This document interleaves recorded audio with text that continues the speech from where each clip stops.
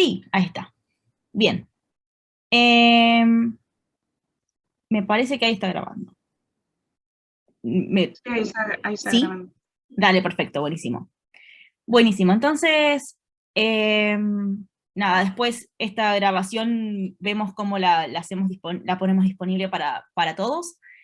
Y bueno, arrancamos nomás, entonces. Bueno, para cualquiera que sea nuevo y que por ahí es la primera vez que viene a uno de a estos seminarios, mi nombre es Sonia Bota, yo soy integrante del Centro Tecnológico Aeroespacial de la Universidad de La Plata, soy la coordinadora del proyecto satélite universitario en el CTA, así que bueno, mi día a día, digamos, está centrado en lo que es tecnologías para CubeSats. Yo este seminario ya lo había dado en el 2019, cuando recién arrancábamos el satélite universitario, todavía era una convocatoria nomás, ni siquiera tenía forma. Y bueno, la verdad es que creo que ahora puedo responder más preguntas que aquella vez, así que cualquier consulta que tengan, no duden en escribirla en el chat o después guardársela para cuando terminemos. La idea de hoy es hacer un repaso de todo lo que es, de qué es un CubeSat, bueno, lo siento, ahí va. La idea de hoy es hacer un repaso de qué es un CubeSat, dar un poquito de historia, un poquito de contexto de cómo nació el estándar CubeSat, qué tipos de misiones son viables y bueno, un poco de lo que es las tecnologías actuales en desarrollo, en lo que es plataforma satelital, instrumentación científica, finalmente lo dejé en el temario, pero finalmente lo saqué de la presentación porque se hacía muy larga, pero sí vamos a hablar de ejemplos de aplicación, así que ahí vamos a poder echar un poquito de lo que es la instrumentación científica. Y por último vamos a hablar un poquito de lo que es el futuro de los CubeSats, el futuro de qué es lo que se está planeando, qué es lo que se está haciendo y todo eso. Yo estimo que el seminario va a durar aproximadamente 1 hora y media, espero que un poquito menos, pero bueno, por ahí va a andar. Hoy finalmente no vamos a hacer la prueba, la evaluación para la AFC. La evaluación para la AFC la vamos a hacer en la semana o la semana que viene. Yo voy a estar pasándoles esa información por mail. Seguramente ponga 2 fechas, cosa de que, bueno, si hay alguien que no puede un día, puede rendirlo el otro. Y bueno, así se aprueba para las AFC de aeronáutica y aeroespacial. Un segundito. Em, y bueno, nada, ahí arrancamos entonces. Bueno, entonces como una introducción a lo que es, qué es un CubeSat, la historia, el contexto, arranquemos por lo que son los pequeños satélites. Los pequeños satélites son, son satélites que tienen tradicionalmente masas menores a 500 kilos, pero hoy en día, como ya 500 kilos versus lo que es un CubeSat, por ejemplo, que ahora lo vamos a ver, pero pesan aproximadamente entre 1 y 10 kilos, queda tan desfasado, queda tan desparejo, tan desproporcionado, que hoy se suele considerar que es un pequeño satélite aquel que tenga una masa menor a 180 kilos. Además, dentro de lo que son small sats o pequeños satélites, tenemos subcategorías, y tenemos lo que son mini satélites, que bueno, yo acá puse de 100 a 500 kilos, pero como decía anteriormente, hoy se suele llamar pequeño satélite a menores de 180, así que acá tenemos entre 100 y 180 kilos, microsatélite de 10 a 100 kilos, y después tenemos los nanosatélites y los picosatélites, que suelen ser mayormente CubeSats, y estamos en nanosatélites hasta 10 kilos y picosatélite menores a 1 kilo. Increíblemente, hay satélites que pesan menos de 1 kilo. De hecho, el satélite de Innova Space, si no me equivoco, que es un PocketSat, eso no lo puse en la presentación, pero lo pueden buscar en internet, es una empresa argentina, para los que no lo conozcan. Está haciendo un satélite muy similar a un CubeSat, pero más chiquito todavía, y creo que pesa en el orden de los 500 gramos. Y bueno, viendo lo que es un SmallSat, como para estar en contexto, dentro de esa categoría están los CubeSats. Los CubeSats son satélites con un factor de forma estandarizado, generalmente son nanosatélites, es decir, pesan menos de 10 kilos, aunque ahora ya se están viendo satélites de 15, 20, 25 kilos, porque cada vez son más grandes los CubeSats, Eh, Están conformados por unidades, es decir, bloques de 10 por 10 por 10 centímetros. Básicamente uno puede pensar a un CubeSat como Legos. Cada una de las piezas de CubeSat mide 10 por 10 por 10 centímetros y se pueden acomodar en la forma que uno quiera. Ahora, los factores de forma más usuales, aproximadamente, las medidas no son exactamente estas, pero redondeadas, son una unidad, es decir, 10 por 10 por 10, 3 unidades, es decir, una unidad apilada 3 veces, y 6 unidades, que como lo vemos acá en la imagen, es un 1 por 2 por 3, es decir, 10 por 20 por 30 centímetros. Igualmente, cada vez son más y más comunes los CubeSats de 12 unidades o más. Hace muy poquito, el año pasado, el estándar CubeSat del que ahora voy a hablar, eh, implementó por primera vez de forma estandarizada el CubeSat de 12 unidades, y se espera que en el futuro se puedan estandarizar los CubeSat de 16, 24 y 27 unidades. Así que imagínense ya los gigantes que son. Esto un poquito, ahora lo voy a hablar más cuando hable de la historia, pero es un poco lo que pasó con los celulares. Empezaron muy grandes, pasaron a ser muy chiquitos y ahora vuelven a crecer. Ahora lo vemos en la historia. Eh, bueno, el CubeSat nació en el 1999, creado por el Politécnico de California, el Politécnico Estatal de California, y la Universidad de Stanford. Originalmente eran herramientas educativas, eran un juguete. Es decir, si bien la gente que lo creó con muchísima seriedad, por la comunidad científica y la industria espacial eran vistos como algo que era un juguete que no servía para nada más allá de educar a los futuros ingenieros. A pesar de esto, fueron un éxito, y hasta el 2013 la mayoría de los CubeSats lanzados eran educativos. Eran, más que educativos, eran diseñados e implementados por instituciones académicas. En el 2004, volvemos para atrás, en el 2004, después de tanto uso extendido por las universidades, se crea el estándar CubeSat. Es decir, partiendo de esta creación del Cal Poly y de la Universidad de Stanford en el 1999, se estandariza, se dice, bueno, estas son las medidas que tienen que tener, estos son los materiales que tienen que tener, y así sucesivamente, y se arma el primer estándar CubeSat en el 2004. A pesar, con el pasar de los años, y con la miniaturización de la electrónica, los CubeSats se fueron haciendo cada vez más y más complejos. Se crearon CubeSats disculpen, ahí está. Cuando entren, mutense así, bueno, igualmente los que vayan entrando no me van a ver, pero vayan muteándose, así no hace ruido. Con el pasar de los años, y se fue miniaturizando la electrónica, se fue haciendo más potente, se fueron haciendo más más viables algunas aplicaciones, se empezaron a agrandar los CubeSats. Se empezaron a hacer de 1,5, 2, 3 unidades. De hecho, acá podemos ver en la imagen el CP1 y el CP10 de la Cal Poly. El CP1 fue el primer CubeSat que existió, y el CP10, bueno, como lo dice el número, fue el 10º, y ya fue de 3 unidades. Y hoy hay CubeSats de hasta 27 unidades. ¿Qué es lo que está pasando acá? Básicamente, con los CubeSats de una unidad, lo que se logró demostrar es que se pueden hacer CubeSats, se pueden hacer satélites extremadamente chicos. Un poco lo que pasó con los celulares, como les decía anteriormente, donde empezamos con celulares que tenían el tamaño de un maletín, el tamaño de una caja de zapatos.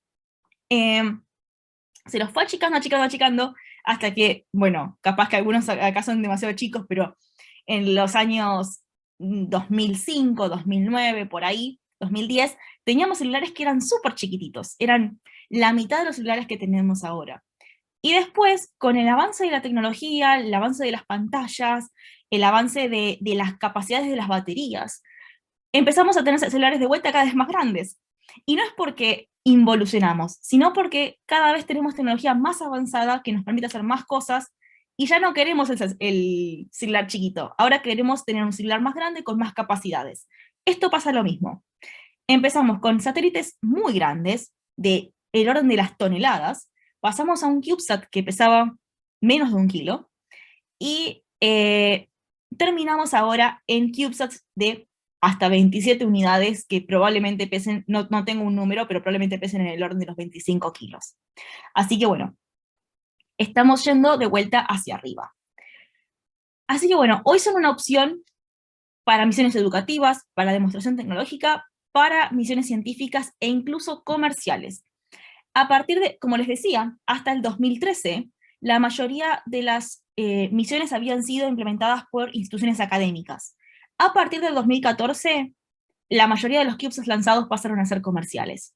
Y esto se da por una empresa que se llama Planet, que la vamos a ver más adelante en ejemplos de aplicación. Este es sentido antihorario. Bien, después, veamos algunas ventajas de los CubeSats. Primero que nada, lo que se ve mucho es el uso de componentes comerciales adaptados. Esto es la famosa componente COTS.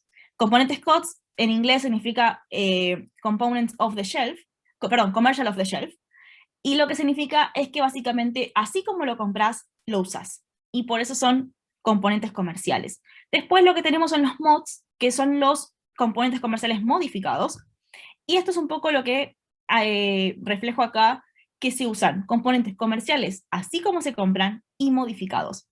Esto lo que puede hacer es que termine siendo una tecnología accesible, porque no hace falta ya diseñar cada uno de tus componentes o diseñar cada uno de tus subsistemas, instrumentos, todo, sino que se pueden comprar. Esto lo que termina significando es un bajo costo de desarrollo.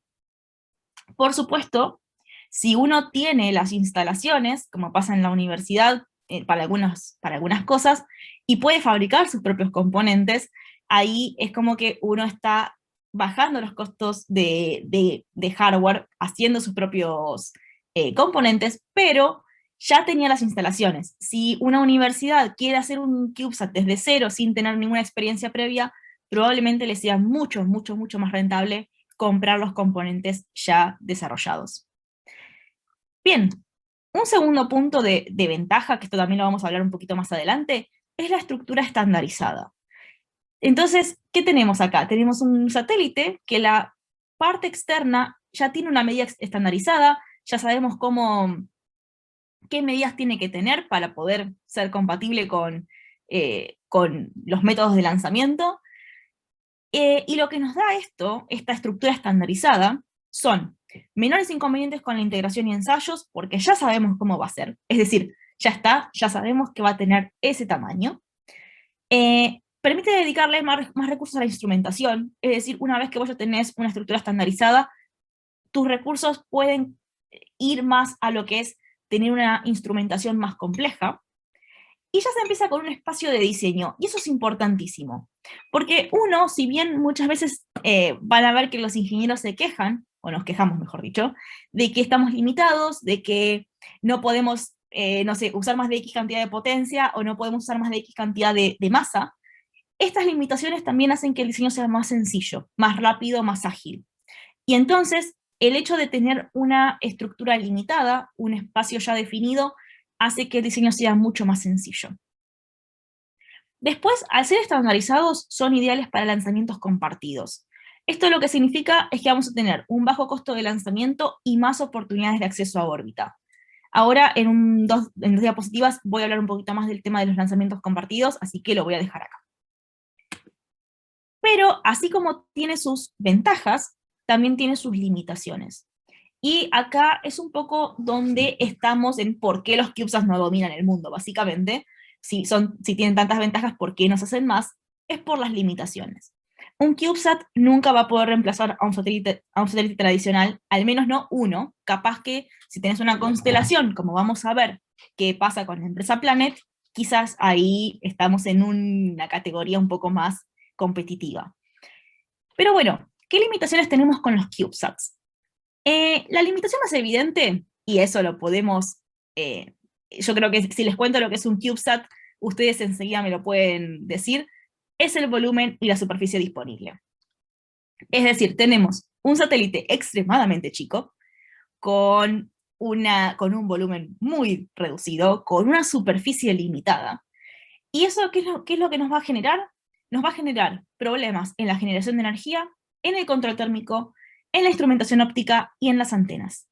Es decir, ahora lo vamos a ver en más detalle igualmente todo, porque por supuesto esto es toda una introducción, ahora vamos a entrar en la parte un poquito más detallada, pero básicamente tenemos poco espacio para paneles solares, poco espacio para control térmico, y no tenemos distancias suficientes para poner lentes, por ejemplo, de cámaras para instrumentación óptica. Por otro lado, también tenemos baja superficie para antenas, y eso puede afectarnos en instrumentación que necesita antenas, por ejemplo, radares, o en las comunicaciones. Después, la limitación de energía nos lleva a tener una segunda limitación, que es la potencia media orbital reducida. No se preocupen por este término, ahora los vamos a ver con su definición. Tenemos una potencia media orbital reducida y una capacidad reducida. De vuelta, eso ténganlo en cuenta, ahora lo vemos. Después, la forma de lanzamiento, que es la típica, la rideshare, la de lanzamientos compartidos, nos limita a las órbitas. Se depende de qué órbitas accedan otros satélites, por ejemplo, un satélite como un SAOCOM, un ARSAT, un SAC-D, que tienen sus órbitas definidas y el cohete va a donde él quiera. Me refiero, el cohete va a donde SAOCOM necesite o a donde ARSAT necesite. Bueno, para un CubeSat no pasa eso. El CubeSat cae donde cae el satélite principal. Eso es el punto de un lanzamiento compartido. Entonces, no se tiene control sobre la órbita final, y si la órbita es muy específica, supongamos que necesitamos tener una órbita muy específica para nuestro CubeSat, es un juego de tiempo y suerte. Es decir, quizás alguien también necesita ir a esa órbita y finalmente lo podés lanzar, pero quizás un satélite que se podría haber lanzado en 1 año o 2 años, termina esperando 5 o 6 años para lanzarse. Y esto nos lleva a la parte más específica de lo que es el acceso al espacio, que básicamente es cómo llegamos a órbita. Hoy, cada vez más, por el tema de cómo está creciendo el estándar CubeSat en la industria, cada vez más hay misiones dedicadas o con mayor prioridad para CubeSats. Por ejemplo, tenemos a la empresa Rocket Lab con su cohete Electron, que tienen lanzamientos, si bien son compartidos, son exclusivamente para CubeSats. Entonces, el CubeSat pasa a tener como una mayor prioridad, ya no es una carga útil recontra secundaria que si falla a nadie le interesa, en el sentido de a nadie le interesa en cuanto al lanzador, obviamente al que lo desarrolló sí le importa. Pero bueno, ya no es así, ya ahora hay lanzamientos más específicos, hay microlanzadores que lanzan CubeSats, quizás lanzan 2 o 3 CubeSats nada más, tienen cargas útiles de 50 kilos, donde pueden lanzar un puñadito de CubeSats y los pueden poner en órbitas muy específicas. Así que bueno, hoy las oportunidades están. Ya no vemos solamente super lanzadores como era en su momento el Delta 4 Heavy o el Ares 1 o ese tipo de cohetes, donde si no lanzabas un satélite de 1000 kilos no valía la pena. Igualmente, seguimos teniendo mayor cantidad de rideshares, rideshares siempre es lanzamiento compartido, de rideshares que de lanzamientos con prioridad. Entonces, el satélite que va como carga útil principal tiene la absoluta prioridad. Es decir, si por X motivo el satélite, el CubeSat, se demora y no se puede lanzar, perdiste. Es decir, si el CubeSat se demora, el cohete se va a lanzar igual, porque el satélite principal es el que tiene la prioridad. Después, puede haber una o más cargas útiles secundarias, ¿no? Más de un CubeSat o más de un mini satélite, que van a ser desplegadas en una órbita similar a la del satélite principal. De vuelta, ahí puede generar problemas por el tema de esta órbita similar o por terminar impactando un satélite con otro. Esas cosas pueden pasar. Siempre con este tipo de lanzamientos, el que las va a tener de ganar siempre es el satélite principal, el más grande, y los secundarios, bueno, que se las arreglen básicamente, es así. Pero bueno, como el mercado está creciendo, cada vez hay más opciones. Y un poquito así como dato de color, las órbitas más utilizadas son Leo, de inclinación intermedia, esto es básicamente la órbita de la Estación Espacial Internacional, o heliosincrónica, que es una órbita casi polar de 600 kilómetros de altura, que por ejemplo es donde está SAOCOM. Son las órbitas más utilizadas porque son las más usuales en las cargas útiles principales, y por ende es donde van las cargas útiles secundarias. Bien, veamos algunos números. Hay algunos... ¿Cuántos CubeSats se están lanzando?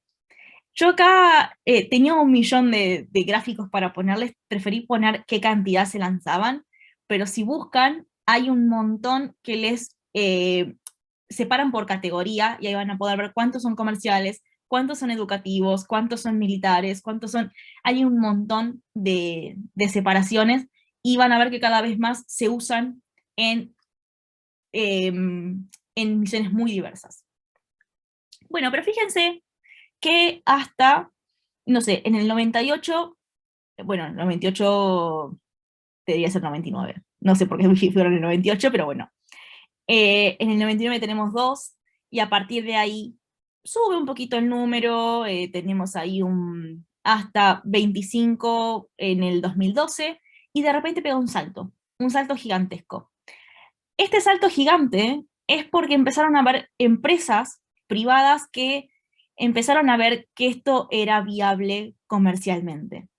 Entonces, acá empezamos a tener la Planet, empezamos a tener OneWeb, empezamos a tener misiones de este estilo, donde ya no lanzamos un satélite, 2 satélites.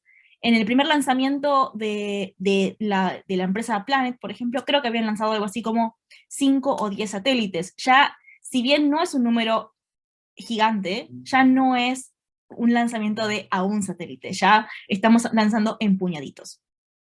Así que bueno, fíjense cómo va aumentando con el paso de los años el número de satélites planificados.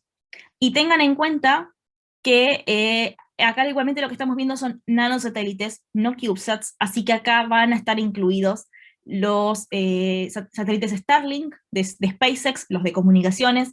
No son CubeSats, sí son nanosatélites porque pesan menos de 10 kilos. Pero bueno, igualmente es una tendencia que se va a ver por mucho que saquemos a los Starlink. Bueno, y como para cerrar esta introducción, hablemos un poquito de qué misiones se pueden hacer con CubeSats, porque yo vengo hablando de que cada vez tienen más potencia, cada vez tienen más posibilidades, la miniaturización de la electrónica nos abre muchas puertas, pero bueno, ¿qué es lo que se puede hacer? Yo diría que hoy en día prácticamente todas las áreas de la ciencia pueden hacer misiones con CubeSats. ¿Cuál es el truco, no? Porque, a ver, de vuelta, uno lo plantea de esa manera y dice, ¿y entonces por qué no se hace todo con CubeSats? El tema es que, por supuesto, hay que tener en mente las limitaciones de este tipo de satélites, y hay que limitar las misiones a objetivos muy específicos. Es decir, vamos a poder hacer misiones de cualquier tipo, pero acotadas. Entonces, por poner un ejemplo, no plantearíamos una misión, un satélite, que fotografíe la Tierra una vez por día. O sea, un único satélite que fotografíe toda la Tierra una vez por día. Sería inviable. Es decir, esto sí se puede hacer con un satélite como Aqua o como Terra, que son satélites de la NASA, que pesan algo así como 3.000, 4.000 kilos, y tienen unas cámaras, bueno, salen sus miles de millones de dólares, y ese sí es viable, sí se puede hacer, tecnológicamente hablando se puede, pero no con CubeSats. Lo que hay que hacer es reconocer las limitaciones y plantear misiones útiles, pero reducidas. Por ejemplo, fotografiar a la Argentina una vez por semana. Fotografiar a la Argentina una vez por semana nos permite tener una mirada mucho más acotada con el satélite, y sí sería viable probablemente con un satélite de quizás 3 unidades, quizás 6 unidades, pero tranquilamente con un CubeSat se puede hacer. Y acá les dejo como una especie de lista de cosas que se pueden hacer, de qué áreas pueden incursionar en CubeSats, pero así como un punteo podemos hablar de lo que es el impacto ambiental. hay una misión para detectar dióxido de carbono muy interesante, movimiento de tierra o de hielos, meteorología se puede hacer por mucho que la mayoría de los satélites meteorológicos sean en geo, hay satélites meteorológicos en CubeSats, de hecho lo vamos a ver, hay uno que yo puse como ejemplo de aplicación. Geofísica y magnetismo creo que es una de las áreas que más usa CubeSats porque les permite lanzar muchos satélites con muchos tipos de mediciones en vez de uno cada 1000 años.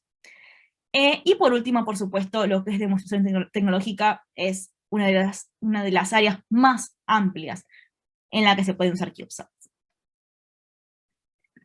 Bueno, hablemos un poco de las tecnologías en sí. Acá sigamos al detalle. Bueno, empecemos por el tema de qué subsistemas tenemos, ¿no? Acá yo le puse arquitectura y subsistemas, porque arquitectura habla un poco de cómo se relaciona un subsistema con el otro. No tenemos solamente potencia y control térmico, o potencia y la computadora a bordo. Tenemos muchos subsistemas que están relacionados entre sí. Tenemos los 7 típicos subsistemas de un satélite, estructuras y mecanismos, no hay mucho que decir, igualmente vamos a estar hablando de todos estos. Sistema de potencia, sistema de control térmico, computadora a bordo, sistema de comunicaciones, determinación de órbita y determinación y control de actitud. Estos son los 7 subsistemas clásicos de los satélites, y a veces podemos encontrar un subsistema adicional, que es el de propulsión. ¿Por qué no lo pongo en la lista? Porque la realidad es que para CubeSats está muy, muy verde este área, es un área que está recién arrancando. Ya hay CubeSats que tienen propulsión, pero la mayoría no tiene. Entonces, no lo quise poner como un subsistema si es que no se ve tan seguido.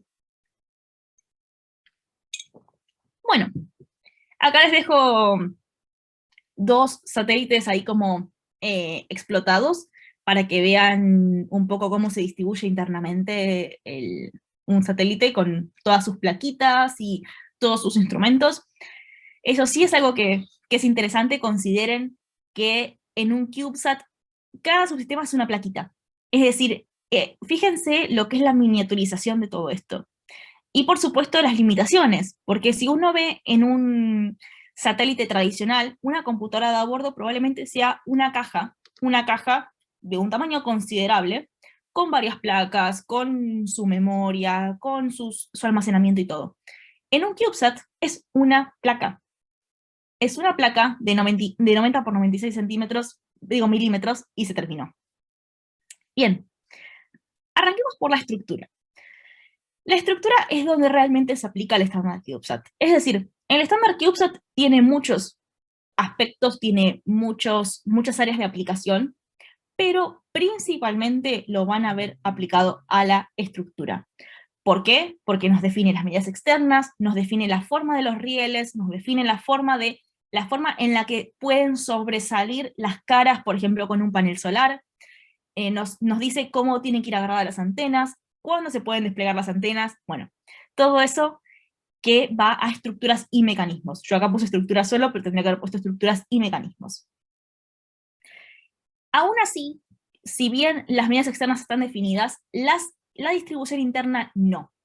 La distribución interna va a estar específicamente dada por la misión. Básicamente, la distribución interna puede ser, como lo vemos acá, en placas horizontales, que quizás es la forma más usual de pensarlo, o no, o puede tener una distribución completamente diferente, ya sea vertical. Por ejemplo, hay muchas que tienen las placas, en vez de tenerlas así horizontales, las tienen así en vertical. Hay otros que directamente usan cajas, es decir, eso lo van a ver en el satélite universitario. Hoy no tengo foto, pero cuando tengamos lo podremos ver. Que hay algunos instrumentos que van directamente adentro de cajas. Tengo una foto de un instrumento que se ve así que después se los remarco. Y bueno, internamente puede tener la forma que uno quiera, y ahí es donde está el diseño. Cuando uno ve, bueno, diseñamos una estructura para CubeSat en un congreso, o incluso en algún paper, eso es lo que están buscando. Lo que están haciendo no es tanto el diseño externo, sino el diseño interno. Generalmente, el material más común es aluminio, especialmente 6061 o 7075, hay un par más que se usan, pero esos son los más comunes. Pero ahora se está viendo mucho la impresión 3D. Es decir, antes, de hecho, el satélite universitario de la UNLP tiene piezas maquinadas, pero ahora cada vez vemos más lo que es el uso de la impresión 3D metálica, es decir, en aluminio, en titanio también se ve un poquito, y directamente arman las piezas, bueno, como lo hace una impresora 3D, ¿no? Como de abajo hacia arriba, digamos, no necesariamente empezando con un bloque de material y removiendo, sino armando la estructura como uno lo quiere. Y bueno, esto ya lo comenté, de que la distribución interna va a depender específicamente del satélite y del tipo de misión.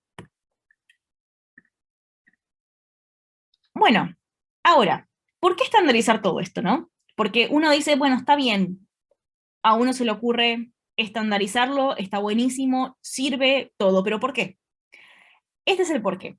Porque los satélites, estos satélites, estos CubeSats, se lanzan en dispensadores. A diferencia de los satélites tradicionales que van agarrados al vehículo lanzador directamente por un adaptador, estos van a un dispensador, a un adaptador, al lanzador.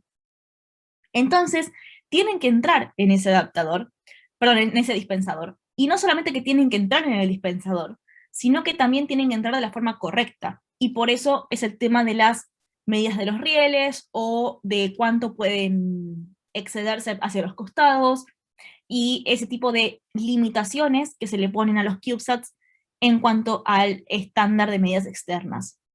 Entonces, ¿qué es lo que nos asegura esto? Que se pueden fabricar dispensadores de forma estandarizada y al que se va a adaptar es el satélite, no el dispensador.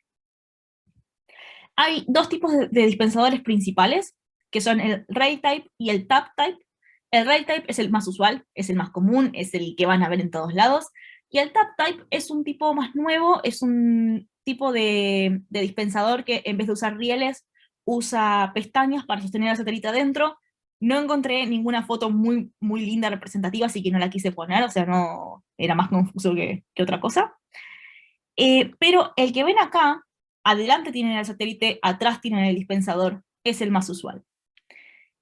El estándar CubeSat lo que hace es asegurar la compatibilidad con estos dispensadores.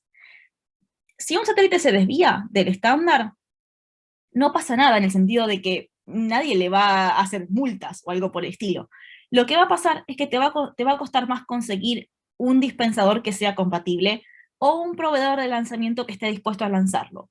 Entonces, cuanto más uno se agarre al estándar CubeSat y más a rajatabla se cumpla, más fácil va a ser conseguir un lanzador después.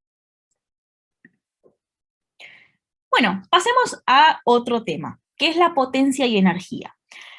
Tema complicado en satélites de este tipo, porque es uno de los sistemas más limitados.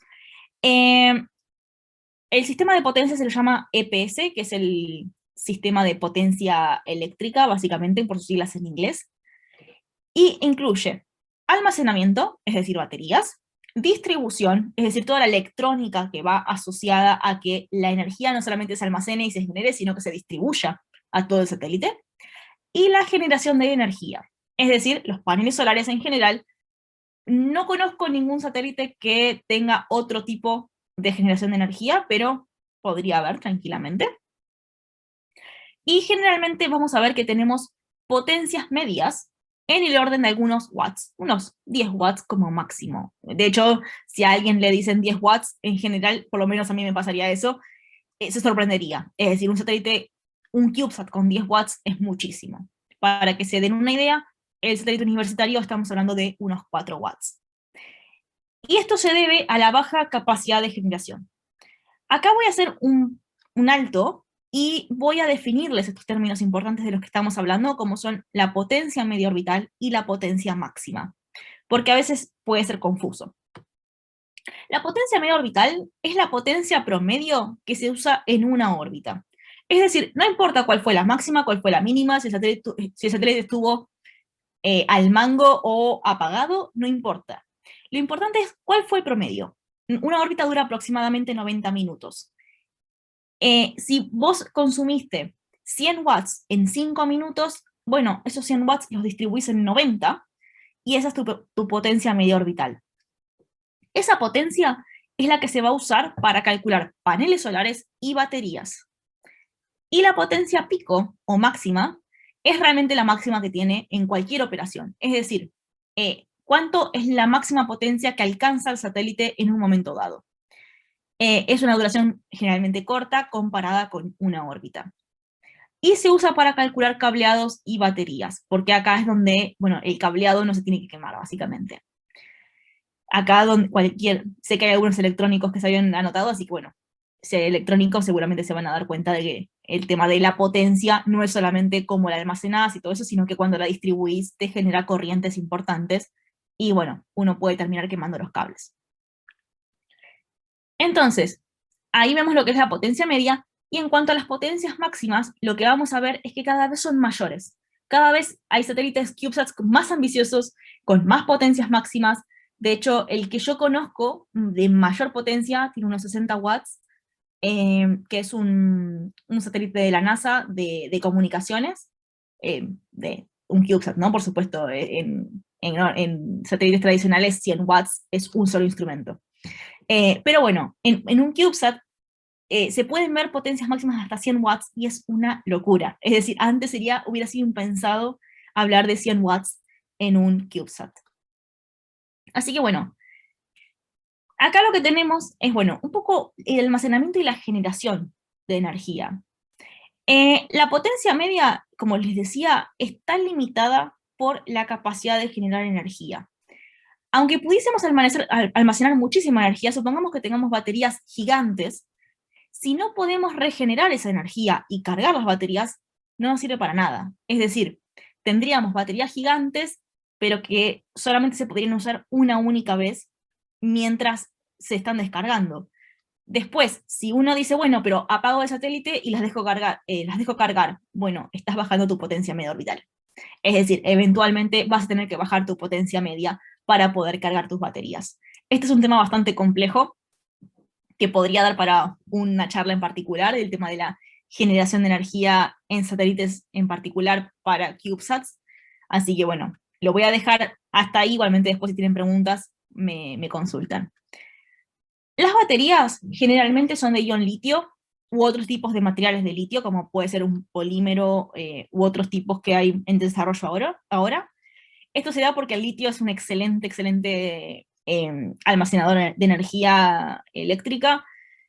Además está muy probado, lo usamos todo el tiempo, sabemos cómo funciona, cómo se comporta. Entonces es como que es la segura, digamos. Es lo que se suele usar en CubeSats. A diferencia de los satélites tradicionales, no se suelen ver otro tipo de baterías que no sean estas, aunque sí hay alguna que otra aplicación que amerita tener baterías de otro tipo para poder almacenar más energía.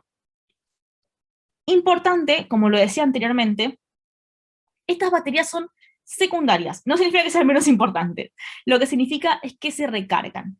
Si uno no las puede recargar, las baterías se llaman primarias, porque se usan una única vez.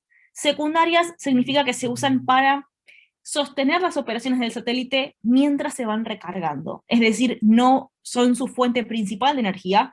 La fuente principal de energía del satélite son los paneles solares. Y los paneles solares más usados son los de, bueno, arsenurio de galio. Yo siempre le digo galio arsénico porque así se dice en inglés, pero bueno, arsenurio de galio de triple juntura son el clásico de la industria espacial. En su momento fueron súper innovadores, hoy ya es un estándar. Igualmente sí se ve que quizás de forma estándar tienen un 27% de eficiencia, y ahora estamos viendo eficiencias de hasta 30 o 31%, así que bueno, ahí se va mejorando en cuanto a lo que es materiales y fabricación y todo eso. Igualmente, la mayor innovación está en lo que es la distribución de energía y en los paneles solares. En lo que es almacenamiento no se ve mucha innovación, más allá de que sí, obviamente siempre hay cosas nuevas, pero las grandes disrupciones las estamos viendo en lo que es paneles solares y la distribución de la energía. Es decir, lo que se está viendo es que cuando se busca distribuir la energía de la forma más eficiente posible. Ahí mucho no me puedo meter porque hasta ahí sé. Igualmente si tienen alguna pregunta me pueden consultar y bueno, veo si se las puedo responder, pero si no, sí los puedo derivar a algunas, a algunos recursos donde pueden ir un poquito más de esto. Y como último punto sobre el tema de los paneles solares y la generación de energía, es que, a ver, hay formas de lograr mayores potencias medias. Lo que se hace es recurrir a paneles solares desplegables. ¿Qué es lo que pasa con esto? Tenemos mayores riesgos, porque cuando uno despliega paneles solares, está aumentando los riesgos de la emisión, básicamente. Bueno, hay de todo tipo, es decir, se pueden implementar en cualquier tamaño de CubeSat. Acá podemos ver en 1, 2 y 6 unidades en la diapositiva. Tenemos 1, 2 y 6 unidades. Y con estos paneles desplegables lo que puedes hacer es multiplicar la potencia media disponible, porque la potencia media va a estar dada de forma súper directa por la cantidad de células solares que uno tiene en el satélite. Entonces, para un CubeSat de 3 unidades, se puede pasar de una potencia media de aproximadamente 4 watts a 12 watts si uno pone dos paneles solares desplegables del mismo tamaño que la cara larga del CubeSat. En el caso de este de acá abajo de 6 unidades, probablemente ahí estemos hablando de fácilmente 25 watts o 20 watts de potencia media. Así que bueno, después esto va a traer problemas con el control térmico, que es lo próximo que vamos a hablar. Acá no me metí demasiado, porque la realidad es que el control térmico, si bien es un sistema que está muy limitado, que puede chocar con el sistema de potencia, no es un sistema que generalmente tenga mucha complejidad. Es decir, generalmente. O sea, en general lo que se ve es que la mayor parte del control térmico va a estar en las PVC, perdón, PCB, en las PCB, va a estar en las PCB y en la estructura para minimizar gradientes. Es decir, ¿qué es lo que pasa?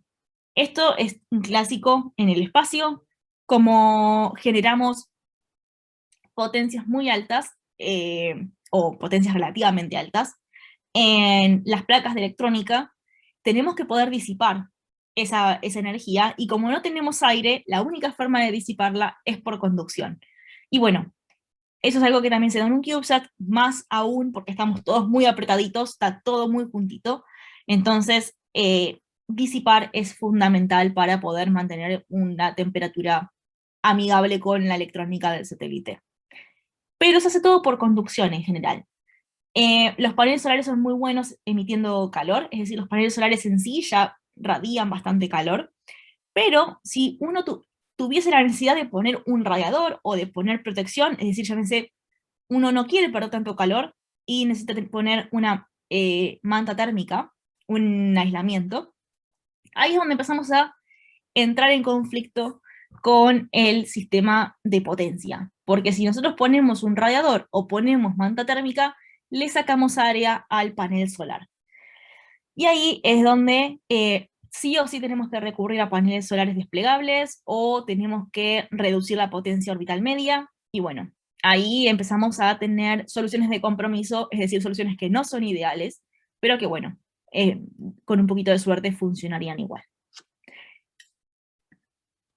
Después, bueno, acá empezamos con la parte más de electrónica. La computadora de a bordo, como bueno, más de uno se imaginará, es básicamente el cerebro del satélite. Incluye todo lo que sea procesamiento de datos, telemetría y comandos, y es lo que se comunica con todo el resto de la electrónica del satélite para decir, bueno, vos te podés prender, vos te podés apagar, vos tenés que funcionar así, vos tenés que funcionar así. Entonces, es un componente muy importante, muy crítico en el satélite. Y a partir de acá, lo que vamos a ver es que todas las placas de electrónica se ven parecidas. Y eso es porque están estandarizadas a lo que se le llama estándar PC104, u otro estándar que es el estándar Pumpkin, que es un poquito más reciente y es específicamente para CubeSats. El estándar PC104 es un estándar que nació para la computación en sí, no para la parte espacial, entonces no es óptimo para lo que es un CubeSat. A veces lo que vamos a ver es que lo más complejo no es el hardware, sino el software. Es decir, acá no es simplemente que la computadora funcione, es cómo va a funcionar, es decir, cómo va a hablar con el resto con el resto de los componentes, o cómo va a ser para instruirle a la carga útil cómo funcionar, y todo eso es todo software. Existen opciones comerciales tanto de las placas como, bueno, software libre para el software de vuelo, valga la redundancia. Pero lo que tenemos es que a medida que la complejidad de las cargas útiles va aumentando, esto se refleja en la computadora de bordo. Y muchas veces las opciones comerciales o el software libre para el desarrollo del software de vuelo no alcanzan y hay que empezar a hacer desarrollos propios. Y bueno, ahí es donde empezamos a complejizar las cosas, y por eso vemos que hay CubeSats que tardan muchos años en desarrollarse, por mucho que sean CubeSats.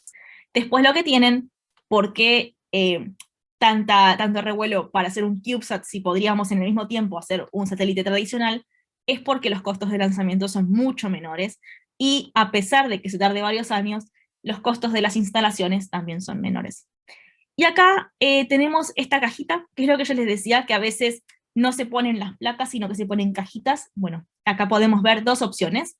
Estas son dos opciones comerciales. La de abajo es EnduroSat, y la de arriba, si no me equivoco, es Nanobionics, si no me equivoco, porque no me acordé de ponerle el crédito, y bueno, habría que buscarlo. Pero son dos opciones comerciales de computadora a bordo, que al menos una de ellas, creo que la de EnduroSat, viene con un software ya integrado que puedes usar para tu computadora a bordo. Muy por arriba, voy a comentarles un poquito acerca de lo que es el estándar PC104, como para que lo vean nomás. Fíjense que son placas que vienen con medidas especiales. La de arriba, el plano que se ve ahí, eso es el estándar Pumpkin, en realidad, pero físicamente el estándar Pumpkin y el estándar PC104 son compatibles. Es decir, los agujeritos, que es lo importante en todo esto, que los agujeritos los podemos ver acá, acá y acá en las esquinas. Por ahí es donde se van a agarrar las placas, y esos son iguales en el Pumpkin y en el PC104. Lo que cambia es estas muescas que tienen a los costados, que nos permiten pasar cables por ahí, y por eso son ideales. Esto es el estándar Pumpkin, como les decía, que tiene las muesquitas. Es ideal para un CubeSat porque podemos pasar los cables por ahí y reducimos los espacios. Pero bueno, con el estándar PC104, lo que podemos ver es que se pueden apilar las placas, y directamente se agarran con pines unas a las otras, y tienen comunicación entre ellas, y bueno, ahorramos un montón de espacio ahí en conexionados y todo ese tipo de cosas. La única diferencia entre el PC104 y el Pumpkin es estas muesquitas y el tipo de pines que utilizan. Es decir, la diferencia es puramente electrónica y de cableado, pero físicamente hablando, si uno está diseñando la estructura, es lo mismo, porque los agujeritos están en el mismo lugar. Y las medidas son iguales, las medidas externas son iguales. Bueno, el sistema de comunicaciones es un poco ese tipo de sistemas que, a ver, no están severamente limitados en cuanto a lo que es potencias y esas cosas, porque en realidad, a ver, sí, consumen mucha potencia, pero como son comunicaciones cortas, eso después se puede mitigar, por así decirlo, teniendo una potencia medio orbital menor. Me refiero a una potencia en el resto de la órbita menor, y ahí compensamos lo que consumen las comunicaciones. Lo que tenemos con las comunicaciones es que tenemos poco espacio de antenas. Entonces, bueno, antes de seguir, como ya habrán notado, que el sistema de comunicaciones incluye tanto la electrónica de transmisión y recepción como las antenas. Acá tenemos una variedad importante de antenas. En las imágenes, generalmente se usa UHF, es decir, Ultra High Frequency, más o menos 440 MHz, para la transmisión y recepción de datos. Pero cada vez se ve más el uso de banda S para la transmisión de datos, para mejorar la tasa. Es decir, para lo que es enviar y recibir, se suelen usar UHF, que acá es donde vemos las famosas cintas de medir, que a mí me da mucha gracia, es el día de hoy que lo veo, nosotros estamos haciendo una muy similar para el satélite universitario, y cada vez que lo veo me da risa, pero es así, y funciona, y de hecho, fíjense, estos satélites de atrás son de la NASA, y usan cintas métricas, es porque funciona.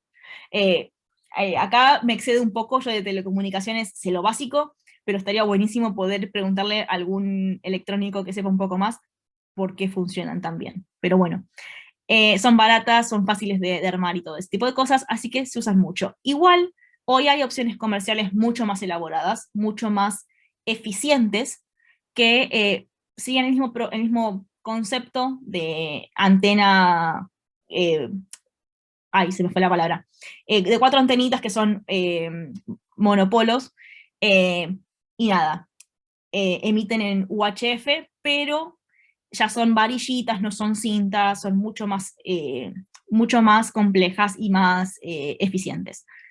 Después, banda S se suele usar antenas parche, como la que vemos a la derecha de la pantalla.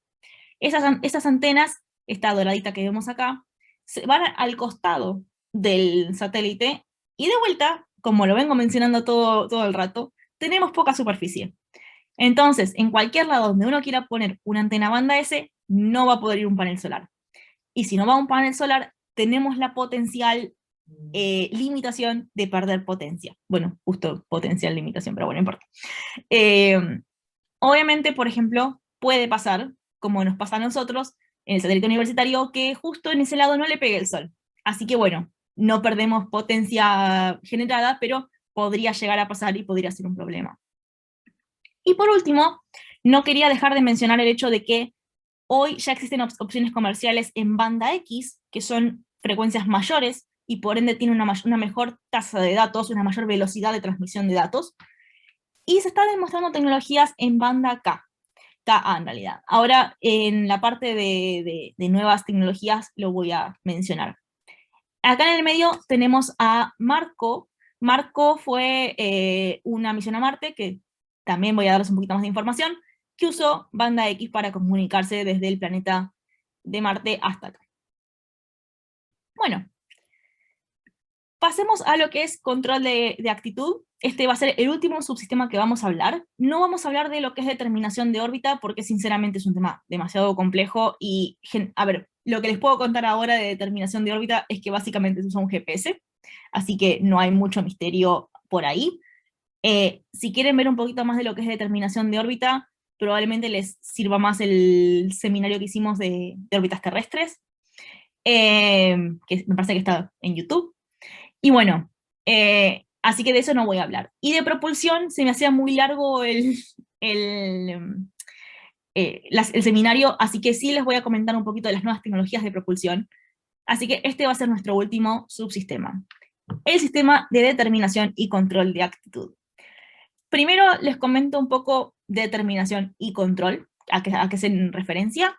Determinación es el hecho de conocer la situación actual, es decir, cuál es la actitud del satélite ahora. Se busca la mayor precisión y exactitud posible. Es decir, tratamos de determinar la posición que tenemos, la actitud que tenemos, en qué posición estamos, no necesariamente física, o sea, no en la órbita, sino con respecto a la Tierra, en qué posición estamos. Y eso lo buscamos con la mayor precisión y exactitud posible, porque después lo vamos a usar para el control, que el control es la acción de alcanzar la actitud requerida. Se busca bajo error y en general el método más rápido posible. Puede ser uno de los subsistemas más complejos, es decir, no necesariamente limitantes, aunque sí puede ser limitante, pero sí es muy complejo, porque los sistemas con especificaciones suficientes para ciertas misiones, es decir, los subsistemas que trabajan, perdón, los sistemas que trabajan suficientemente bien para algunas misiones son demasiado voluminosos o exigen demasiada potencia. Y acá lo que empezamos a ver es, bueno, empezamos a verlo como una solución de compromiso desde el inicio. Vamos a tratar de encontrar los mejores sensores con los mejores actuadores que se pueda. En general, nunca vamos a alcanzar las velocidades que necesitamos, nunca vamos a alcanzar los errores que se necesitan con un CubeSat, pero al menos estemos cerca. Así que bueno, en cuanto a lo que es determinación de actitud, es decir, los sensores que se usan para conocer tu actitud actual, tenemos, los más comunes son los sensores solares, magnetómetros, giróscopos, sensores de horizonte y Star Tracker. Acá los más comunes 100% son sensores solares y magnetómetros. Un sensor solar básicamente lo que hace es determinar dónde está el sol, y por ende, es decir, se usa más de un sensor solar, y de distintos ángulos vas midiendo dónde está el sol, y con eso conoces cuál es tu actitud con respecto a la Tierra. Y los magnetómetros lo que hacen es, sabiendo dónde estás en la órbita, es decir, con tu GPS, sabes dónde estás en la órbita, con el magnetómetro determinas cómo está alineado el campo magnético con respecto al satélite, y con eso conoces cómo estás orientado. Sinceramente, es un método bastante complicado, pero que se usa muchísimo, aunque no tiene muy buena performance, es decir, tiene bastante error. Después, esto se puede mejorar, tanto los sensores solares como los magnetómetros, con la incorporación de giróscopos. Los giróscopos no funcionan solos, sí o sí tienen que ir con algún otro método de control, perdón, de determinación. Y lo que hace un giróscopo es ver cuán rápido está rotando el satélite. Es decir, aunque no nos demos cuenta, el satélite va rotando a lo largo de la órbita y nos puede dar un poquito más de información acerca de la actitud. Después, sensores de horizonte, básicamente lo que detectan es dónde está el horizonte terrestre. Y el Star Tracker es un método que básicamente lo que hace es sacar fotos al campo de estrellas, y según las estrellas que detecte, sabe en qué posición está. El Star Tracker es el método más exacto que se tiene, tanto en lo que es CubeSats como satélites tradicionales. El tema es que en CubeSats no tenemos muchos sistemas disponibles de Star Tracker, cada vez más, pero son muy caros, los pocos que hay son muy caros, son muy voluminosos, y por ende, si no tenés un CubeSat de 6 unidades, probablemente no lo puedas aprovechar. Para un CubeSat de 3 unidades, un Star Tracker sería como demasiado. Bien, estos sensores se suelen usar en combinación, es decir, nunca van a ver que usa solo sensores solares, o solo magnetómetros, o solo Star Tracker. Esto lo que hace es mejora las condiciones y reduce los requerimientos de potencia. Perdón, mejora las mediciones y reduce los requerimientos de potencia. Es decir, cuando uno tiene más de un tipo de medición, puede bajar el error y puede mejorar las mediciones, puede mejorar la determinación de la actitud. Ahora, una vez que sabemos dónde estamos parados, sabemos cómo estamos parados, tenemos que alcanzar la actitud que se necesita. Si es que queremos, a veces no hace falta, pero si queremos alcanzar la actitud, necesitamos un actuador, es decir, algún mecanismo de control. Los más comunes son estos tres que menciono acá, que son imán permanente, magnetorquer o ruedas de reacción. Al magnetorquer también se lo conoce como barras magnéticas o bobinas magnéticas. Y creo que uno de ellos, que es el imán permanente, no se menciona lo suficiente. La verdad es que yo del imán permanente me enteré hace relativamente poco, cuando estaba investigando al principio para el satélite universitario, y nunca lo había escuchado. Sinceramente, para mí es una de las más fáciles y puede lograr muy buenos resultados, y lo que se hace es básicamente, como lo indica la palabra, se le pone un imán permanente al satélite, que lo que va a hacer es seguir el campo magnético de la Tierra, y va a hacer un movimiento similar a lo que vemos acá en la imagen que está nombrada como imán permanente, es dar 2 vueltas por revolución alrededor de la Tierra. Entonces, siempre uno va a saber con qué actitud va a apuntar a la Tierra en determinado lugar. Lo que no te permite esto es cambiar la actitud. Es decir, siempre va a apuntar de la misma manera, según dónde esté el campo magnético. Después, por supuesto, sí se puede jugar con la ubicación de los imanes. Después, los más comunes son los magnetorquers y las ruedas de reacción. Los magnetorquers creo que son, por lejos, lo más estándar, lo más usual, lo más visto. Son barras de torque magnético, que lo que hacen es por electricidad, inducen campos magnéticos que interactúan con el campo de la Tierra y generan torques que hacen que el satélite rote muy lentamente. Y cuando digo muy lentamente, me refiero muy lentamente. Para cambiar de una posición a la otra, si tenemos un par de grados de diferencia, podemos tardar unas 4, 5, 6 horas. Así que no es un método rápido, donde uno pueda decir, bueno, apunto una mitad de la órbita, apunto para un lado, y la otra mitad apunto para el otro. No se puede. Si uno quiere tener más precisión o más velocidad, tiene que irse a las ruedas de reacción.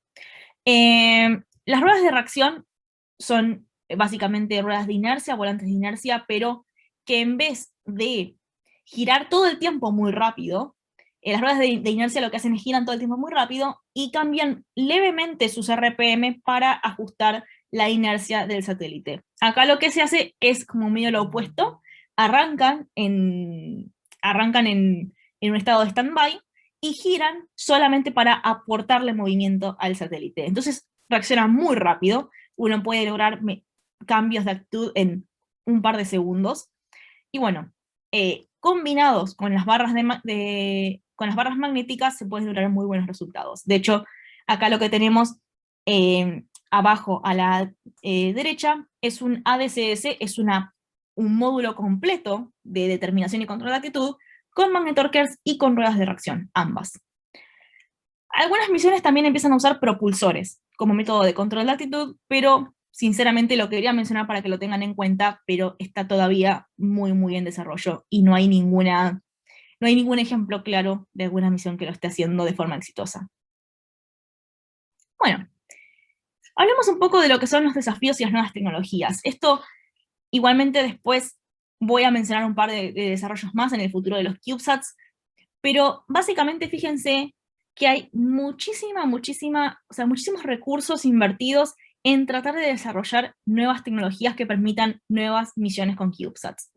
La realidad es que este tipo de satélites no se va a ir a ningún lado en el futuro cercano, es decir, están acá para quedarse y la gente de la industria espacial lo sabe y está desarrollando nuevas tecnologías para poder incrementar los alcances de estos satélites. Los grandes desafíos están, sin lugar a dudas, en la generación de energía, el desarrollo de la propulsión y los sistemas de comunicaciones. Es decir, son estos sistemas donde decís, no solamente tengo limitaciones, sino que las siento. Porque el tema es el siguiente, por ejemplo, en el control térmico uno tiene limitaciones, pero como generalmente uno no necesita un control térmico demasiado complejo, no se suele dar cuenta. En cambio, en estos, en lo que es generación de energía, sistemas de comunicaciones y propulsión, sí se nota esta limitante. Entonces, bueno, tenemos, por ejemplo, en lo que es generación de energía, tenemos un poco de innovación en lo que es paneles solares, y hablamos de paneles solares flexibles, como lo que se ve acá en la imagen a la derecha, arriba a la derecha, que lo que se está haciendo es generar paneles solares flexibles para poder desplegarlos en órbita y no tener que llevarlos pegados a las caras. Y tampoco estar limitado a la cantidad de despliegues que uno puede hacer con un panel solar rígido. Con los paneles solares flexibles se puede lograr ese tipo de cosas.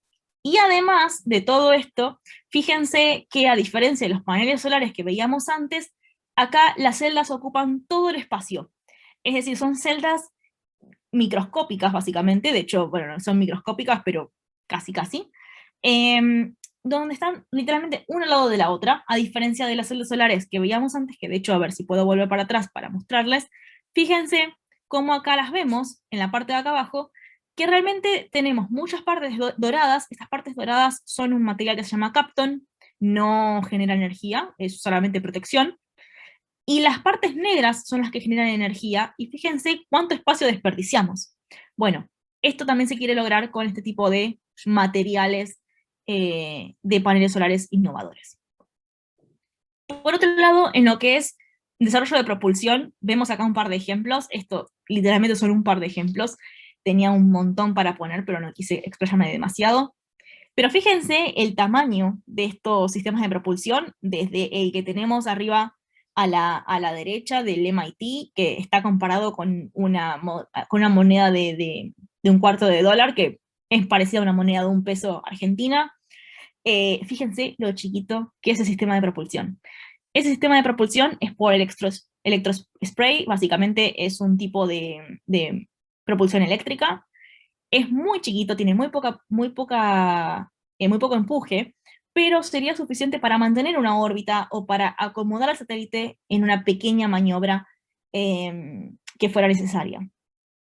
Después tenemos dos un poco más grandes, bastante más grandes, que son un resistojet arriba a la izquierda y un propulsor por efecto Hall abajo, que también son eléctricos. Acá muy pocas veces van a haber motores que no sean eléctricos, hay algunos que no lo son, pero bueno, la mayoría acá van a ser eléctricos.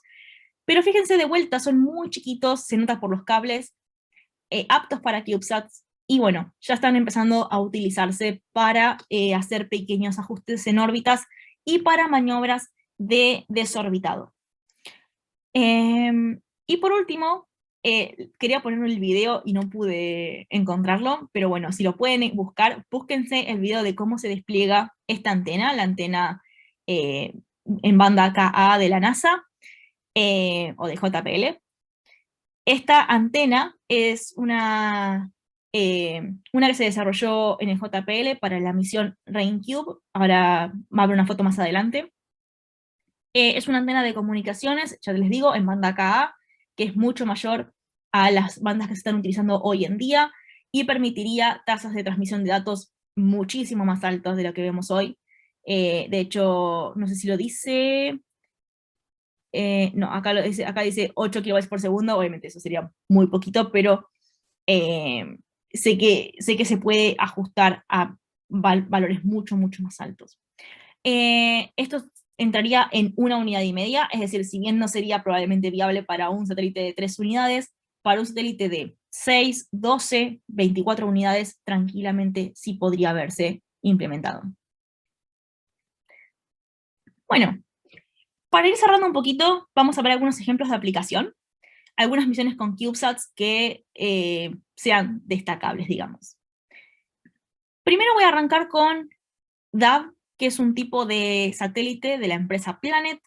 Es un satélite de 3 unidades, con una masa de aproximadamente 4 kilos. Formaron la primera constelación comercial de observación de la Tierra con CubeSats, es decir, no son la primera constelación de observación de la Tierra, eso seguro, pero sí con CubeSats.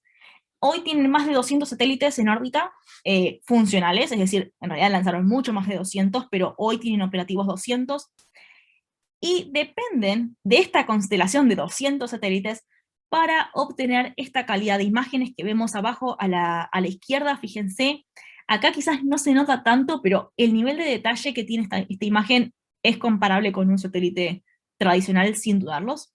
De hecho, tienen una resolución de entre 3 y 5 metros, que se le llama una resolución intermedia en realidad, porque hoy en día un satélite tradicional puede tener resoluciones de menos de 1 metro, submetro le llaman.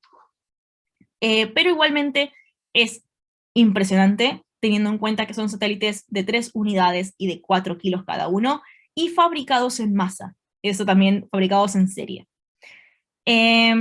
No solamente requieren toda esta constelación para tener esta resolución espacial, es decir, esta resolución de poquitos metros, sino también para tener resolución temporal. Fíjense que acá tenemos una imagen pocos instantes después de esta erupción de un volcán en Indonesia, y esto lo logran porque tienen tantos satélites que siempre hay alguno que está pasando por ahí.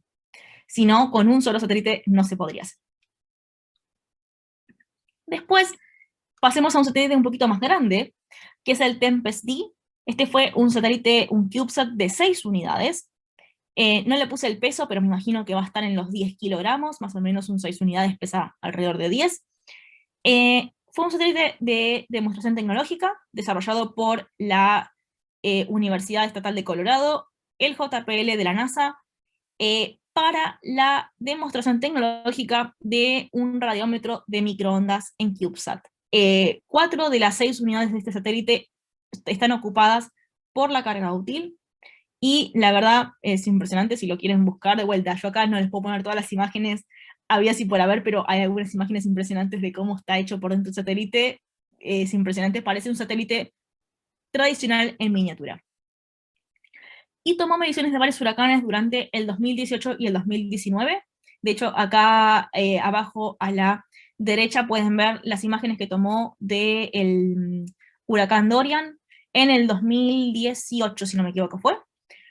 Y bueno, fue todo un éxito, y su objetivo principal era la observación de tormentas y precipitaciones. Por eso yo les mencionaba anteriormente que ya hay satélites meteorológicos en CubeSats. De hecho, acá lo que se ve este Tempest D, esta D al final significa demostrador, y la idea era lanzar una constelación de estos satélites para poder monitorear tormentas tropicales con esta constelación. No sé en qué estado estará la misión, pero en qué estado estará la misión en general de la constelación, pero este demostrador fue todo un éxito.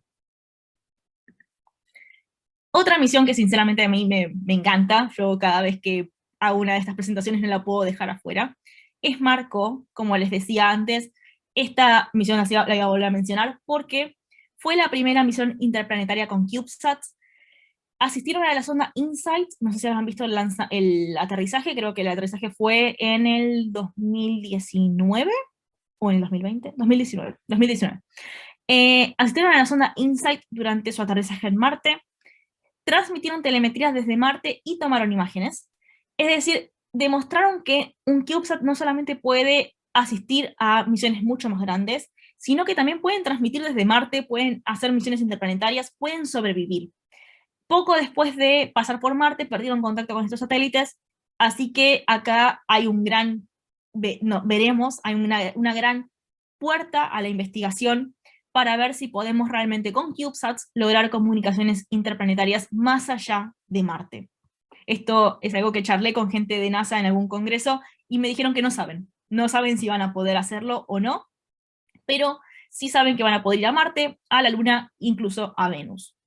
Así que bueno, igual me parece que está bastante interesante el hecho de poder hacer este tipo de misiones con CubeSats, que, como les recordaba, son mucho más baratas, mucho más fáciles de lanzar, y bueno, tienen un montón de beneficios.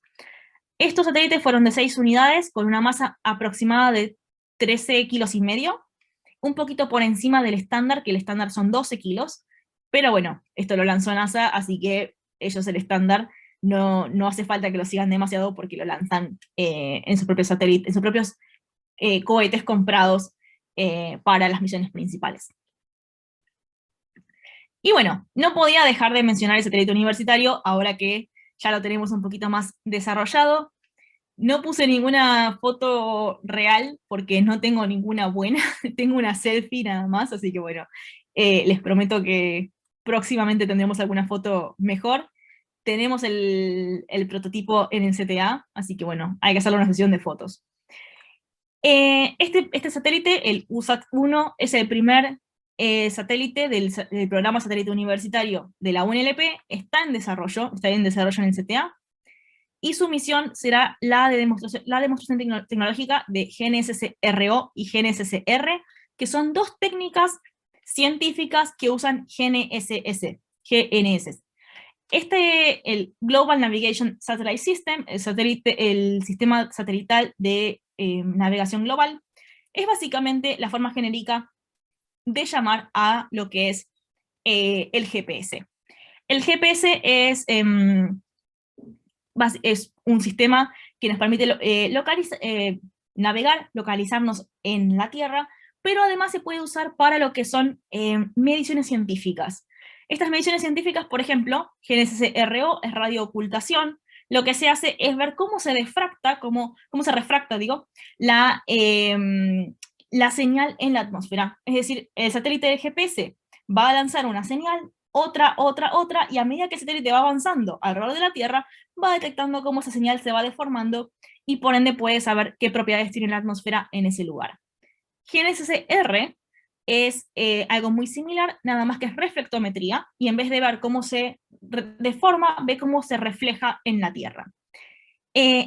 Y lo interesante de todo esto son dos cosas. Primero, que se va a hacer usando un receptor diseñado en la Facultad de Ingeniería, por el grupo CENIT del Departamento de Electrotecnia. Y la segunda es que nunca se demostró el uso de GNSS-R en CubeSats, se sabe que es viable porque se ha demostrado teóricamente, pero nunca se lo demostró de forma operativa, así que si se lograse hacer, seríamos los primeros en hacerlo, y bueno, es un extra, ¿no? Así que bueno, este satélite tiene un tamaño de 3 unidades, es decir, 10 por 10 por 34 centímetros. Este es el tamaño estándar, en realidad no es 10 por 10 por 30, sino 10 por 10 por 34. Tiene una masa de aproximadamente 4 kilos, esperamos que sea 4, 4 y medio, y esperamos que esté listo para lanzarse en el último semestre del 2022. Si se lanza en ese momento o un poquito más adelante, veremos, pero va a estar listo para ese momento. Y bueno, para cerrar, hablemos un poquito de qué le depara a los CubeSats. A ver, ¿cuáles son las tendencias, no? Tenemos acá que con los costos de desarrollo y lanzamiento cada vez más bajos, se ve un incremento significativo en el uso de CubeSats. Las tecnologías que no se creían compatibles se están desarrollando. Por ejemplo, radares. Tenemos esta antena que les comentaba, la de banda Ka, la podemos ver en el RainCube, como la vemos en la imagen arriba. Acá, en vez de usarlo para comunicaciones, se está usando como radar, pero también se puede demostrar que su uso en comunicaciones, así que bueno, es como que ahí tenemos una aplicación múltiple para este tipo de desarrollos. Tenemos radiómetros de microondas, ya lo vimos con el Tempest-D. Control de actitud en arcosegundos. Arcosegundos es una forma de medir los grados de error de un sistema de control. Básicamente, no recuerdo cuál es la medida exacta de un arcosegundo, pero son varias milésimas de grados, es decir, es una medición súper chiquitita de error de actitud. Y ya se demostró, por ejemplo, en la misión Asteria, que fue una misión con CubeSat astronómica, es decir, para detección de astronomía. Después tenemos comunicaciones en banda Ka, que bueno, de vuelta, ya lo hablamos en el RainCube, pero acá les puedo dar otro ejemplo, que es el NSLS-SAT-1, que fue un satélite de demostración tecnológica. Y tenemos misiones lunares e interplanetarias, como por ejemplo Marco, o tantas otras que planean ser lanzadas con la misión Artemis. Así que bueno, como conclusiones, los CubeSats son pequeños satélites estandarizados, cada vez tienen más potencial en la ciencia y lo vamos a seguir viendo crecer. Las mayores limitaciones van a estar en su volumen y superficie. Van a ver que cada vez que hablamos de limitaciones de CubeSats, terminamos cayendo en el volumen o en la superficie. Y la mayor ventaja es su accesibilidad y los costos de lanzamiento.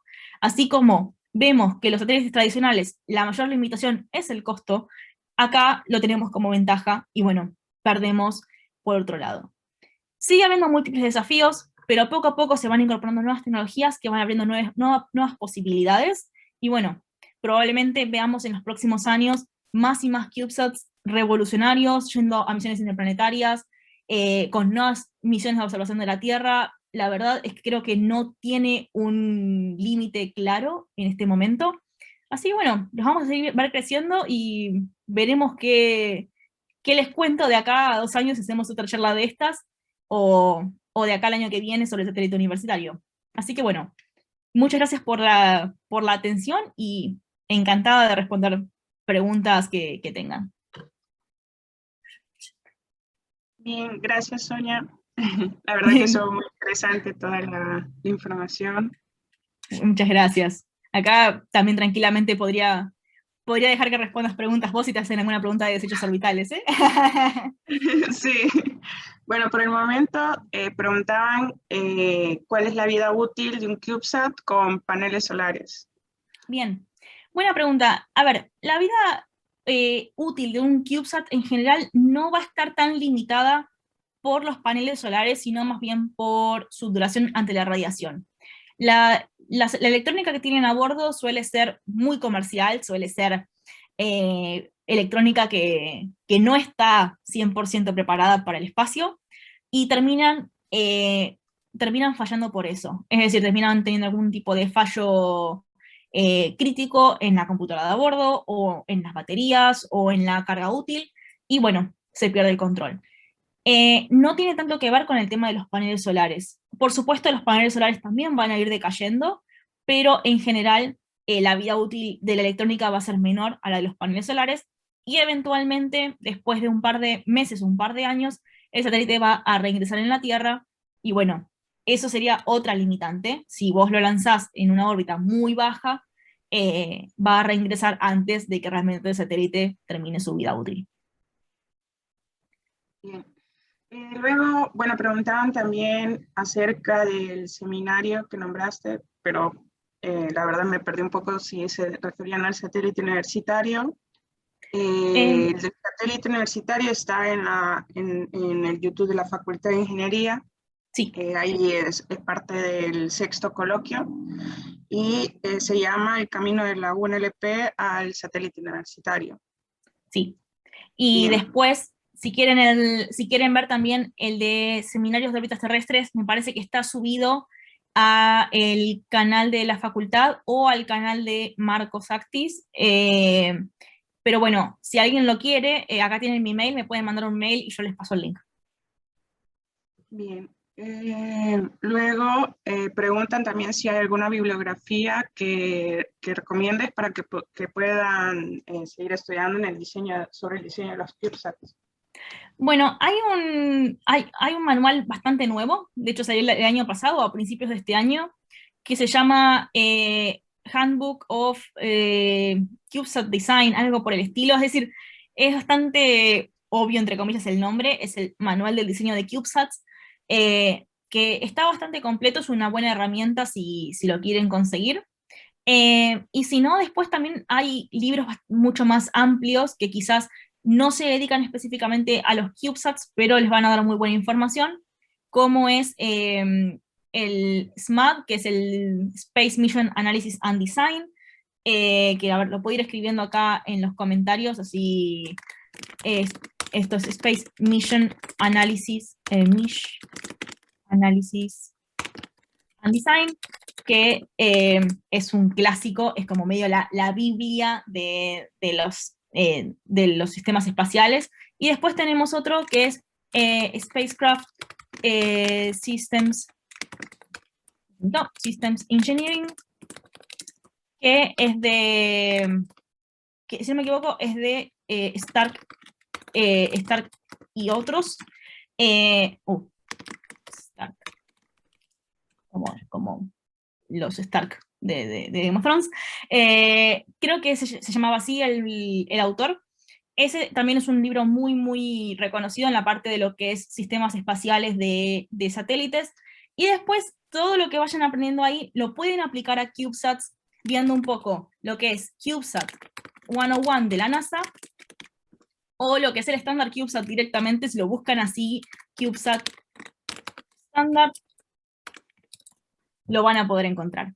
Así que bueno, ahí tenemos un poquito de todo que podemos ir explorando. La realidad es que hoy cada vez hay más bibliografía para CubeSats específicamente, pero no dejan de ser pequeños satélites, así que cualquier bibliografía que sirva para satélites va a servir para CubeSats. Bien, también preguntan, entonces al principio, cuando recién se lanza el satélite, para corregir la actitud, se usaría un conjunto del magnetómetro, magnetorquers y las ruedas de reacción, y una vez que el satélite apunta donde se quiere, se controla directamente con el imán permanente. Bien, no, en realidad estos métodos que yo mostré suelen ser independientes, es decir, si uno le pone un imán permanente al satélite, con el imán solo va a controlar su actitud, es decir, el imán solo alcanza. Podría tener algún otro método si lo quieren estabilizar muy rápido, por ahí ponerle algún magnetorquer podría ayudar, pero la realidad es que el imán permanente ya de por sí va a alinearse. Fíjense, si uno hace alguna prueba con algún imán y le pone algún objeto magnético cerca, van a ver que de repente, por mucho que uno gire muy, muy rápido, en cuanto el imán sienta el objeto magnético, se va a clavar. Bueno, esto es algo parecido. El imán permanente te sirve para hacer todo. Lo que pasa es que después no le puedes cambiar la actitud, porque ya está, quedó enganchado, por así decirlo, en el campo magnético de la Tierra. La primera parte sí, 100%, cuando recién se lanza el satélite, pasa mucho que se conoce se hace el famoso detumbling, el detumbado, porque el satélite cuando sale del dispensador sale para todos lados, en general siempre se golpea contra el dispensador, o se golpea contra otro satélite, o sea, es medio un caos, y sale dando vueltas para todos lados. Ahí lo que pasa es que el satélite se va a enderezar usando magnetorcars en general, porque son mucho más fáciles de actuar a largo plazo, y si tiene alguna rueda de inercia, puede usar la rueda de inercia. El satélite universitario por ahora, por ejemplo, no tiene ruedas de inercia, así que usaría solamente magnetorcars. Perfecto. Luego preguntan si los sistemas de propulsión que presentaste requieren CubeSat más grandes que una unidad y una gran potencia media, o podrían usarse en CubeSat de una unidad también. Excelente pregunta. Bueno, la realidad es que acá va a depender un poco de cuál sea tu misión. Se pueden usar en satélites de una unidad. De hecho, he visto satélites, a ver si me fue el nombre, creo que es de la Universidad de Toronto, que tiene algunos de una unidad con propulsión, porque estaban probando la propulsión ellos. De hecho, uno de los sistemas que mostré era de la Universidad de Toronto. Y lo que hacen es, ese es el sistema básicamente, o tienen alguna carga útil muy chiquitita. Sí se necesitan potencias medias bastante altas, porque como son sistemas eléctricos, se necesita aportarle potencia, y lo más común es verlo en sistemas de al menos 3 unidades, en general 6. Así que sí, es una buena pregunta. Se puede usar en una unidad, pero en general lo vas a ver en más grandes. Y luego preguntan que respecto a la estructura de los CubeSats, generalmente se suelen usar aluminio 6061 o 7075. Y la pregunta es que si el aluminio 7075 tiene algún tratamiento especial, porque se creía que los de la serie 7000 no eran generalmente usados en aplicaciones aeroespaciales por la corrosión bajo tensión. Bien, hay dos cosas. Primero, sí, se suelen tratar superficialmente con... siempre van alodinizados. Hay un nombre nuevo para el alodine y yo ya me quedé en el tiempo, se me caen los años. Pero bueno, se suele usar el alodinizado, que es un tratamiento químico para evitar la corrosión y para evitar la oxidación. Pero en particular hay que tener en cuenta que la carga bajo tensión de estos satélites es mínima. Es decir, acuérdense que tenemos un lanzamiento que dura unos 3-4 minutos y después ya está, no tiene más nada. Y además, al estar adentro del dispensador, suelen tener cargas muy bajas comparadas con un satélite estándar.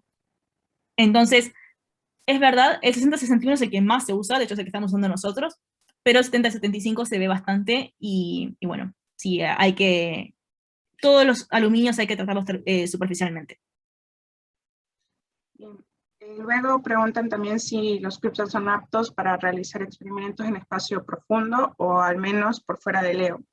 Sí, 100%. Bueno, lo demostraron los satélites Marco, pero además ya hay planificados un montón de satélites a la Luna, un montón de CubeSats a la Luna que esperan ser lanzados con las misiones de pruebas Artemis en los primeros SLS, el cohete de la NASA, y si no, también ya hay misiones planificadas con CubeSats de SpaceX, de Electron, con Rocket Lab, hay un montón de lanzamientos previstos a espacio profundo, no más allá, lo que les decía, no más allá de Marte, no más allá de Venus, pero sí entre esos dos destinos sí podemos llegar a ver misiones.